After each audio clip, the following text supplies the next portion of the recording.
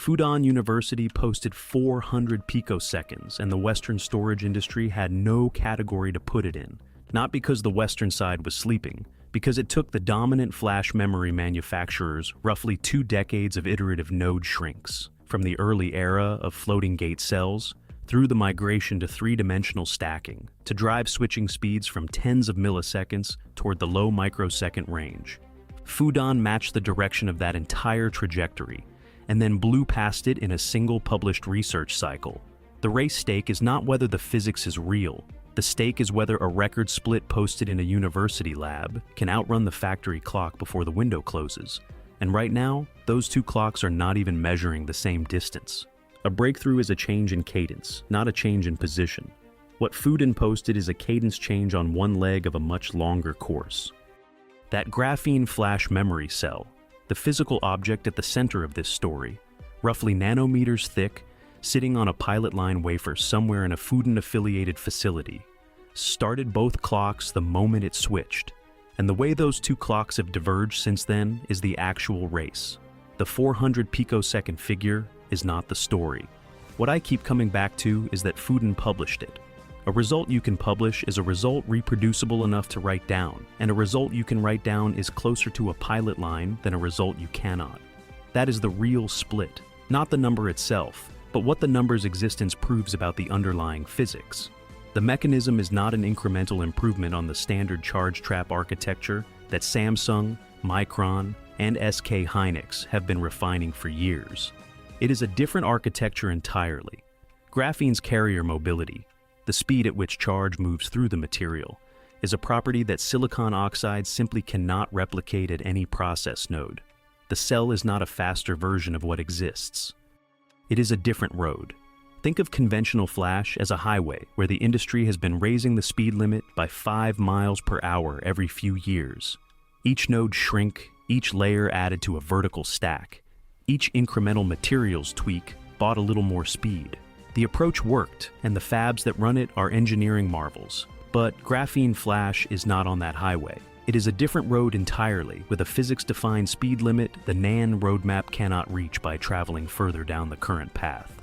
Fudan just clocked its first timed lap on that road, and the number it posted, 400 picoseconds, is worth rendering physically to understand how different it is.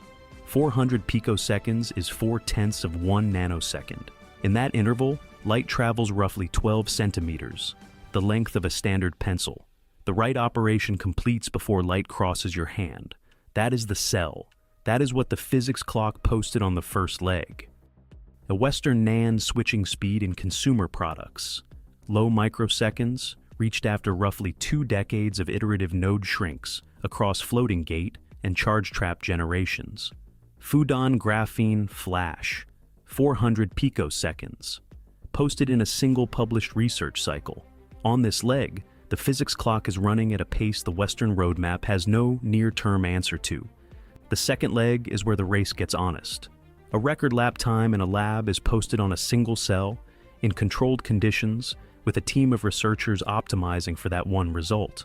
A wafer is not a cell. A wafer is millions of cells, and every one of them has to work because the economics of flash memory depend on yield in a way that almost no other manufactured object does. Reports suggest that Fudan's affiliated pilot line has achieved a yield figure around 94% for the graphene flash cell. That is the company's own claim, not independently verified at volume. And before accepting that number as close to mature, the comparison needs a denominator. What counts as a passing cell? How large is the die? How many cells per die?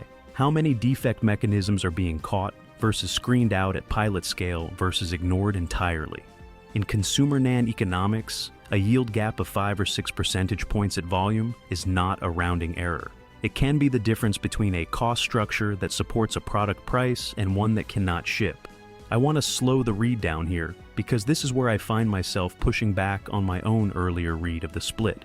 94% sounds close, but in flash memory manufacturing, the difference between 94 and 99 is not 5 points on a scorecard. It is the difference between a product you can price competitively and a product that costs more per die than the market will pay for it. That gap is not a crisis on a pilot line, On a pilot line, you are still learning the process. But it means the pilot line clock is running slower than the physics clock, and the distance between them has to close before the manufacturing clock can even start the next leg, honestly. Think of a sprint relay team that runs the first leg in world record time. The physics here is that first leg, blazing, undeniable, a number the competition has to respect. But the baton transfer is the yield step, and if the transfer fails on anything like 3 to 6% of attempts at volume, the relay team does not win a race at scale. 94% sounds like a clean handoff. At volume, over tens of millions of dice, it is not clean enough. Western mature NAND yield, high 90s at established nodes, a figure that took the better part of a decade of process iteration to achieve per architecture generation. Fudan Graphene Flash Pilot Line. Reports suggest roughly 94% at pilot scale, on a new material system with no comparable process history. The gap compressed from the physics leg. It did not close. The third leg is where the manufacturing clock reveals its actual pace, and the evidence here is harder to ignore. Flash memory fabrication is one of the most capital-intensive manufacturing operations on Earth. A single leading-edge fab costs by analyst estimates tens of billions of dollars and takes 3 to 5 years to bring to full production. That is not a barrier built to slow competitors. It is a consequence of what the process requires. High-purity gases, photomasks specified to sub-nanometer tolerances, deposition and etch equipment that was co-developed with the tool makers over decades of iteration.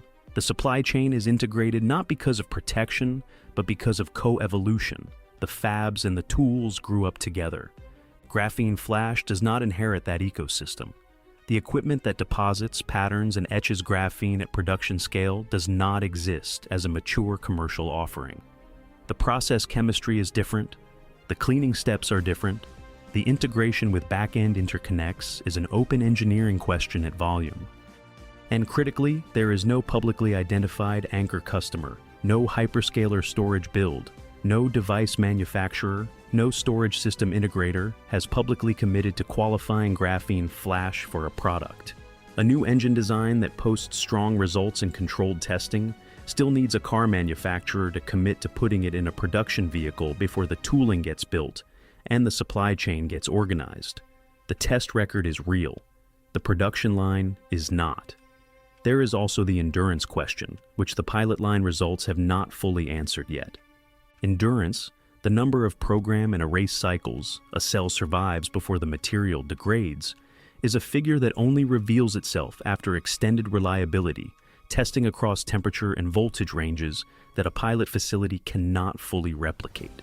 For consumer flash, endurance is measured in tens of thousands to hundreds of thousands of cycles, depending on application. Graphene's theoretical properties suggest it could outperform silicon oxide here, but theory and a wafer in a pilot line are not the same object. Western NAND volume manufacturing, an established, expensive, slow-to-build industrial system with decades of process learning embedded in it, and an endurance record that customers have spent years qualifying. Fudan Graphene Flash Factory Readiness. No committed volume fab. No public endurance benchmark verified at scale. No anchor customer to create a commercial forcing function. The manufacturing clock is technically running. It has not posted a split yet. On this leg, the lead did not compress. It widened. Now, hold both readings at once because the honest version of this story requires it.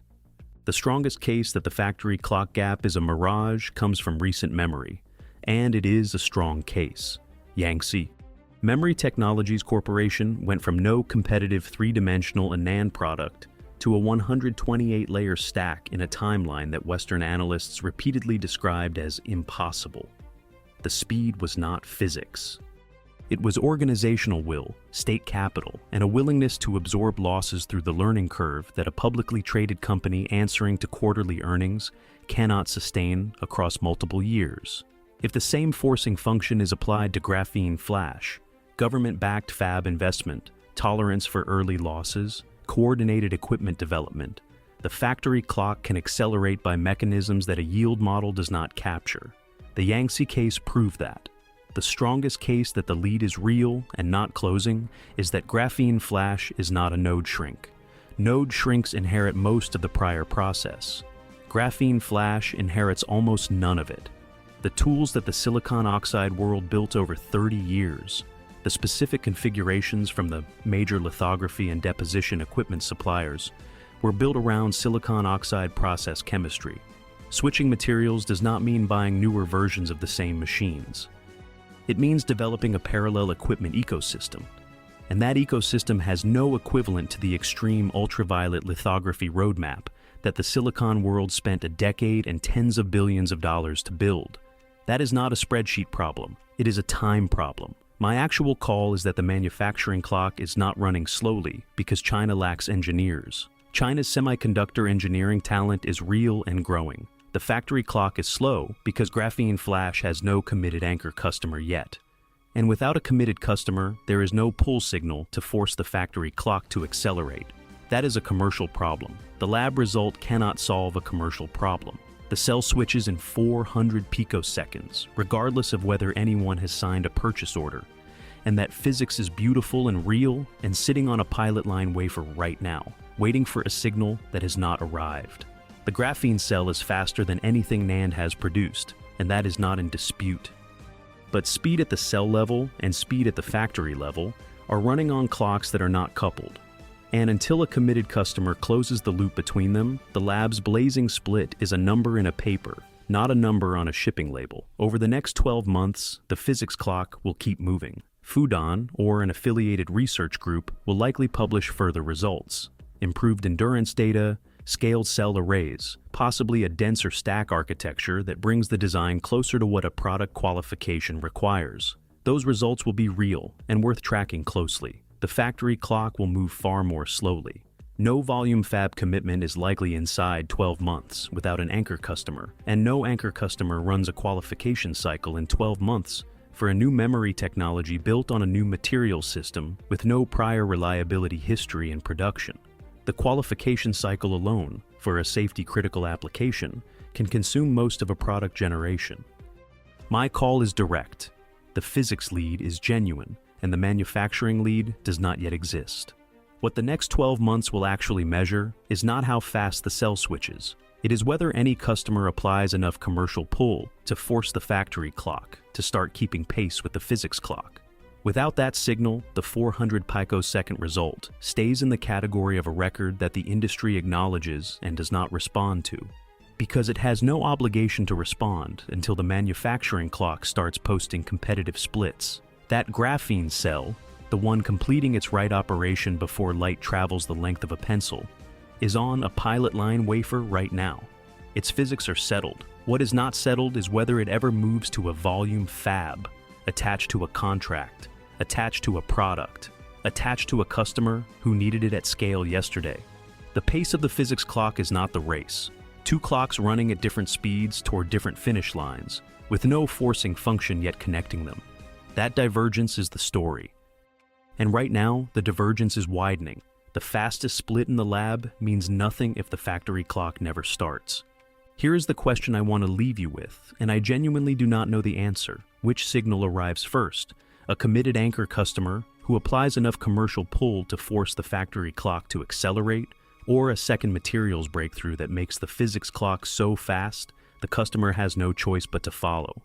Drop your read in the comments, because the answer to that question is the answer to whether this cell becomes a product or remains a paper. And if you want to track both clocks as the splits come in, the subscribe button is right there, and notifications will make sure you do not miss a leg.